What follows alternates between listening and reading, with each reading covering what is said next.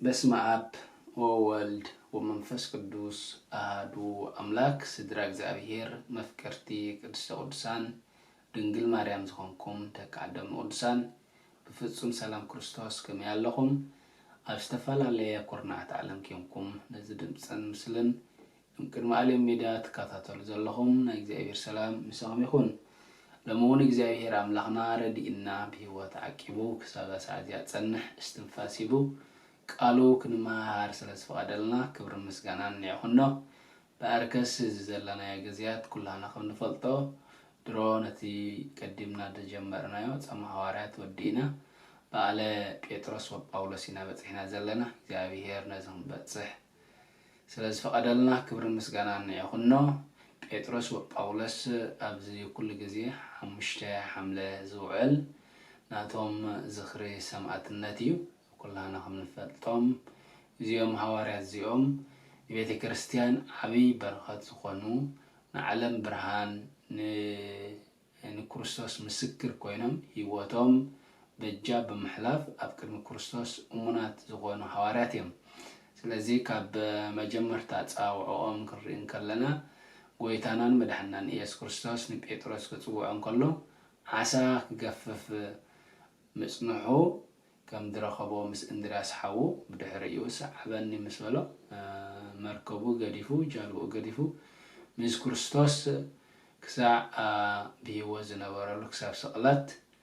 ንጎይታናን መድሕናን ኢየሱስ ክርስቶስ ንሰለስተ ዓመትን 3 ወርሕን ዝኣክል ኣብ ዝወዓሎ እንዳወዓለ ኣብ ዝሓደረ እንዳሓደረ ክሓስመን ከሎ እንዳሓሰሞ ክጠምን ከሎ እንዳጠመየ ክደክም ከሎ እንዳደኸመ ያብ ዝተፋላለየ ሽግር ክገጥም ከሎ ሽግር ነተኻፈለ ከም ዝሕለፈ ኩላና ንፈልጦ ኢና። ጴጥሮስ ናይ መጀመርታ ሽሙ ኬፋ ስምዖን ድሕሪኡ ኻኒ ጴጥሮስ ኮኺኢኻ ብዝበሎ ጎይታናን መድሕናን ኢየሱስ ክርስቶስ ጴጥሮስ ክበሃል በቂዑ ማለት እዩ። እዚ ሓለቓ ናይቶም 11 ሐዋርያት ዝነበረ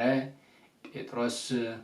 ኩላና ከም ንፈልጦ ንጎይታናን መድሕናን ኢየሱስ ክርስቶስ ዝያዳ ከም ዘፍቅሮ ነገራት ኩሉ ባዕሉ ክገብሮ ይደሊ ከም ዝነበረ ኣብ ዝተሓተተሉ ከዓ ብቁልጡፍ ዝምለስ ዝነበረ ሐዋርያ እዩ። ስለዚ ጎይታናን መድሕናን ኢየሱስ ክርስቶስ ከዓ ኩሉ ነገራት ርእዩ እቶም 11 ሐዋርያት ሓለቆም ክኸውን ባዕሉ መዚዝዎ እዩ ማለት እዩ። ስለዚ እዚ ሐዋርያ ጴጥሮስ መጀመርታ ህይወቱ ንክርስቶስ ከም ዘፍቅሮ ኩሎም ሓዲጎም ኻ ዋላ እኳ እንትኸዱ ኣነ ግን ኣይክሓድገካን ዝብል መግለፂ ፍቅሪ ክዛረብ እንከሎ ኢና ንርኢ። ዋላ እውን ናይ ነገር ድኽመት ወይ ናይ ነገር ስጋ ኮይኑዎ ኣብቲ ዝኸሓደ ግዜ እቲ ዝበሎ ቃል ምዘከረ ንደገ ወፂኡ መሪር ብኽያት ከም ዝበኸየ ወንጌላውያን 4 ጽሒፎም ኣለዉ እዮም ማለት እዩ። ስለዚ እዚ ፈራሕ ዝነበረ ተባዕ ኮይኑ ክሓደ ዝነበረ ተኣማኒ ኮይኑ ብሰማዕትነት ክሓልፍ እንከሎ ኢና ንርኢ ማለት እግዚአብሔር አምላክ ሓይሊ ሂብዎ ንመላእ ዓለም ክሰብኽ ክዘውር ክምስክር እንከሎ ኢና ንርኢ። እዚ ነቶም 11 ሐዋርያት ዘመሓድር ዝነበረ ጴጥሮስ ኣብ ግዜ እርጋኑ ድኻሙ ኩሉ ነገር ሓይሊ እግዚአብሔር ረኺቡ ብዘሎ ካብ እስራኤል ናብ ሮማ ናብ ብምሉእ ኤውሮጳ እናዘረ እናኾለለ ከም ሰበኸ እቲ መልእኽቱ ጽሒፍዎ ዘሎ ፍቲ ናይ መጀመርታ ክንዕዘቦ ንኽእል ኢና። ክልተ መልእኽቲ ጽሒፉ ዘሎ ጴጥሮስ ከነንብቦ በዚ ኣጋጣሚ ይዕድል። እዚ ጴጥሮስ ዝበሃል ኩላና ከም ንፈልጦ እሙን ኮይኑ ጎይታናን መድሕናን ኢየሱስ ክርስቶስ ክሳዕ መወዳእታ ከም ጎይታ ንላዕሊ ኣፈይ ክስቀል ኣይክእልን ቁልቁል ኣፈይ ስቆልኒ ብምባል ናይ ትሕትና ብምግላጽ ብሰማዕትነት ኣብ መስቀል ብምሽንካር ቁልቁል ኣፉ ከም ዝተሰቐለ ብኡ ኸዓኒ ሰማዕትነት ከም ዝተቐበለ እዩ ታሪክ ናይ ጴጥሮስ ድመስክረልና። ጳውሎስ ኩላና ከም ንፈልጦ ግብረ ሐዋርያት ምዕራፍ 9 ገሊጽዎ ከም ዘሎ እቲ ኣሳዳዲ ዝነበረ ቅናዕ ብቤተ ክርስቲያን እግዚአብሔር አምላኹ كل جزء زحسب زنبرة جناخات زخرج زنبرة كيدات جيجا سلزون خانة إذا أبي راملاخ بتصدق برهانو سلامن تاي تساعد دن اللخا بلحنا قرن ترجعسكا نرسخ أيزخف أكا بمبال كم تتصوع مبدع يوم إذا أبي ممهر نيحزب بمقان كلها نقوم نفلطه نمولو إيشيا أوروبا زلو بسبكات كم زبصحو 14 ملأخت زاكل كم زصحافه صحيفو طرح دايكونس نعناون حادق بمخان هي وزخنه قال እግዚአብሔር ዝገደፈልናይ እዚ ሕሩያ ኣሓወይካ ብርሃን ዓለም ዝተባሃለ ብምሕረት እግዚአብሔር ነዚ ኩሉ ጸጋ ከም ዝበጽሖ እዚ እንታይ ልዎ ዘለኽዎ ህላውየ ብጸጋ ኣምላኽ እዩ ከም ዝበለ ሳላሳይ ሰማይ كم زرعية تي ملقط يقال صلاي سلازي كابزنا يلوم عند ملقطنا أنت يونزبل كم تي هارا أولس بمعرف كل التاف ودي 10 شعب تصاب إسراء زلوا إفيسون قال يسوى بزول أنت يزبل باركس نسخاتكم أفتر سي مأذن زخانة كريستوس زتنا دكم أب مسارة نبيات دقيم دك عبد النورسان سدرابيتو نأملاخ مبر مزاتنياتنا أغايشن أيكمكم من كم زبلنا إزياتهم مسارة نبيت كريستيان كوينهم مسارة كريستنا مالت نبياتن حوارياتن قبلنا نقوله كميلي مسارة غيروهم نزبل يكريستوس بمأمان كساب هيوتهم بمخفال بدومهم بعصمتهم بيت كريستيان زتحلقوا بيت كريستيان وحلالو كي ورسوا امنتنا كي بالاشو تحقني امنت كمين مخانو قدم እግዚአብሔር امون كونكا ግብራዊ አገልግሎት ዘገልገልዮም ምክንያቱ እቲ ንጉስ ክሕጉሱ ቀሊል ነገር ይነሩ ነገር ግን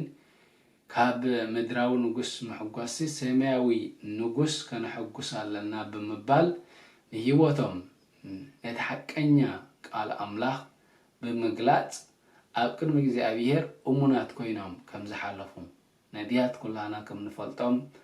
ويدانا مدحنا يسوع كريستوس كل المخانو قال እግዚአብሔር زنغرو زنبرو مس نغستات فيت نفيت أننا تواغو أكنمي እግዚአብሔርን أكنمي تم حزبن أمونات كوينهم زنبرو كمتي إبراويان عرف 10 حدا قال يسوى زلو قال يوم تمجيزم قال يوم بدار وأمني قال يوم توقتيتهم بستفعل له بزسك حقه كتلت هيواتهم كم زحلفهم إذن من تاي يتا سماويت بيت سلزنافقون يتا سماويت بيت كرخو سلزدليو مدراوي نجر نعيقهم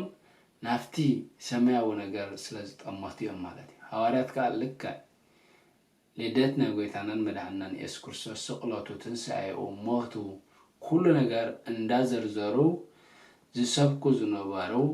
كاب ولدنا ولدو اندام حلالفو زخودو زيوم مسارتنا بيت كريستيان كوينم بيت كريستيان اب بيت كريستيان كم نرهبهم مصحف قدس قال يصوهم زلو زينزيوم النار اناينا اندا صعبناينا كن كيد زغبانا زلنا تم حزب كريستيان لومي بناي سغا نغير كن فتن كلنا كن دخان كسمعنا خالي سب حلنو عريبو تسفا اوريصو كابي እግዚአብሔር ኮብሊሉ رحيو خنبرن كله نزي امذكرو نبي እግዚአብሔር كملسالو እግዚአብሔር كل ጊዜ مسانا يزلو ابانا يزعيزلو كعي طرح ديكونس يعيهم زلو كنردا غبانا وغناتاي مالتي